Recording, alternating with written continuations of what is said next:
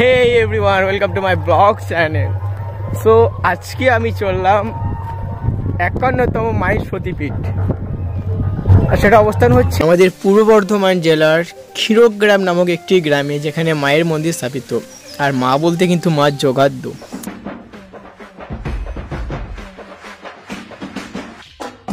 So এখানে আস্তে আস্তে চোখে পড়ে জলের সত্য, মানে মানুষকে জল খাওয়ানো হচ্ছে। এটা একটা পুণ্যের কাজ। জানি না কোন ব্যাচ কোথা থেকে এসছে। আমি যাওয়ার সঙ্গে সঙ্গে আমাকেও এক গ্লাস দেয়, দেন আমি এক গ্লাস জল খাই। সত্যি আলাদা লেভেলের তৃপ্তি হচ্ছে। যাই হোক, চললাম মায়ের উদ্দেশ্যে। আর যাওয়ার পথে রাস্তার বুকে ডান দিকে একটা প্যান্ডেল দেখতে পাচ্ছেন। হ্যাঁ, এখানে কিন্তু মায়ের ভোগ খাওয়ানো হয়। এখানে কিন্তু একটা দুটো নয়, কয়েকশো হাজার হাজার মানুষ ভোগ খায়। আর এখানে ভোগ খাওয়ার জন্য কোনো কুপন বা কোনো পয়সা লাগে না। এখানে কিন্তু একটু ধৈর্য ধরে দাঁড়াতে হয়, দেন তারপর কিন্তু মায়ের ভোগ পাওয়া যায়। সো আমি যাচ্ছিলাম মায়ের মন্দিরে যাওয়ার জন্য, বাট এতটাই গরম লাগছিল যে আমি আর পারছিলাম না। তাই সাইড দিয়ে পাশ কেটে একটু সাইডে এসেছিলাম।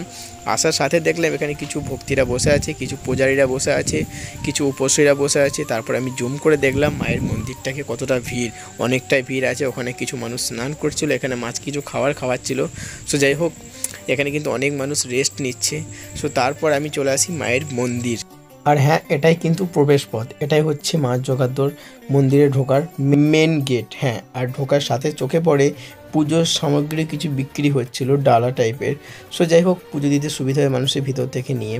তো তারপর আমার চোখে পড়ে এই দিঘিতে কিছু মানুষ স্নান করছে। হ্যাঁ, আর কারা করে স্নান? যাদের মানসিক থাকে। আর আজকের দিনে না অনেক দূর দূরান্ত থেকে মানুষ আসে এখানে স্নান করার জন্য। আর এই দিঘিতে স্নান করা মানে পাপ ক্ষয় করা, অনেক ব্যাধি রোগ ভালো হয়ে যায়, মনোকামনা পূর্ণ হয়। যাই হোক, আমি চলে আসি মায়ের সেই মহাপীঠ সতীপীঠ, যেটাকে নিয়ে এত রহস্য মায়ের।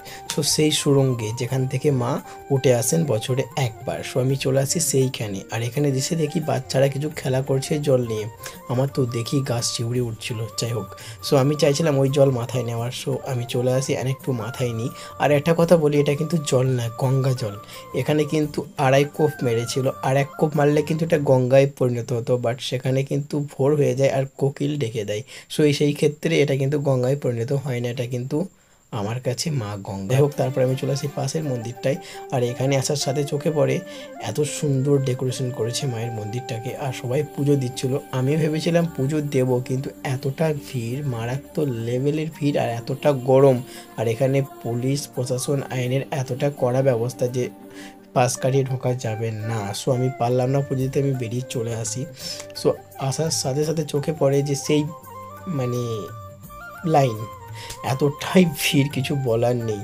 আর এইখানে কিন্তু মা ওই জল থেকে উঠে এইখানে এসেছেন, এসে বসে পুজো নিচ্ছেন। আর আগে কিন্তু আগে কিন্তু নরবলি হতো, এখন কিন্তু পাঁঠা মোষ বলি হয়, এখানেই হয় মায়ের।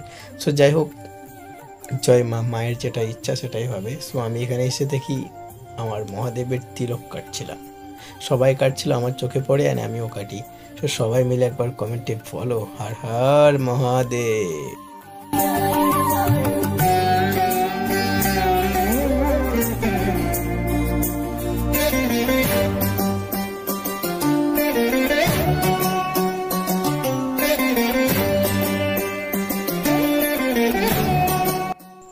তারপর চলে আসি মা যোগাদ্যকে দর্শন করার জন্য। যেহেতু আমি লাইনে দাঁড়াইনি, তাই চুরি করেই আমাকে দেখতে হচ্ছে মাকে। আমি পারলাম না মা, এখান থেকে আমি একটু দেখে দর্শন করলাম। জয় মা, ক্ষমা করে দিও। ক্ষীরগ্রামের যোগাদ্দা মন্দিরে আপনাকে স্বাগত। এখানে সতীর ডান পায়ের বুড়ো আঙ্গুল পড়েছিল। পাতাল থেকে মহিরাবণকে বধ করে মহাবীর হনুমান রাম লক্ষণ সহ ভদ্রকালীকে উদ্ধার করে এই স্থানে দেবীকে প্রতিষ্ঠা করেন। এই স্থান অতীব পবিত্র। আর হ্যাঁ, এখানে আমি কি লিখছিলাম, এখানে শোনা কথা নাকি মায়ের রথেতে কিছু লিখলে পরে সেটা পূরণ হয়। আর এটাই হচ্ছে মায়ের সেই রথ। হ্যাঁ, আর মা এটা করেই কিন্তু মা উঠে আসেন জলের সুড়ঙ্গ সেই তলা থেকে। এটাই হচ্ছে মায়ের সেই রথ। যাই হোক, সবাই প্রণাম করছিল, আমিও প্রণাম করে ওখান থেকে বেরিয়ে আসি। আসার পরে দেখি এখানে পুজো নিয়ে যাচ্ছে।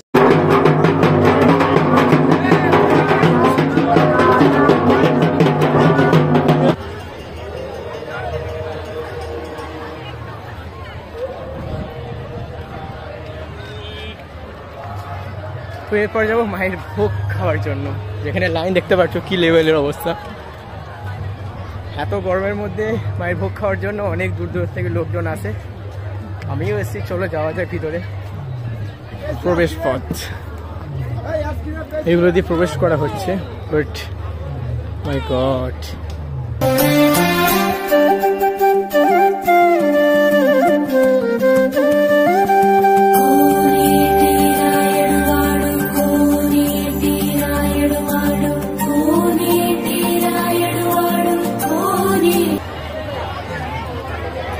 মারাত্মক লেভেলে গরম।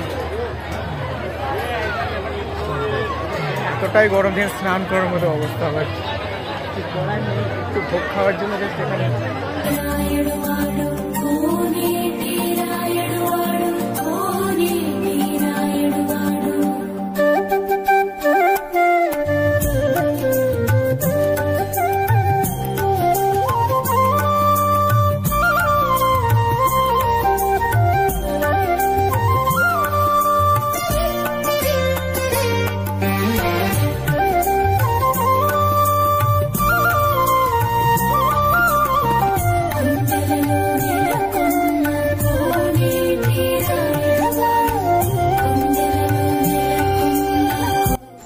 সো খাওয়া হয়ে গেছে। আর ভোগ খাওয়ার পর বেরিয়ে আসছিলাম, এতটা গরম লাগছিল কি বলবো, আর ভিড় ছিল মারাত্মক লেভেলে। সো যাই হোক, ওখান থেকে বেরিয়ে এসে পাতাটা ফেলে জাস্ট কোনো রকমে আমি বেরিয়েছি ওখান থেকে। দেন তারপর ফাইনালি সব কিছু কমপ্লিট।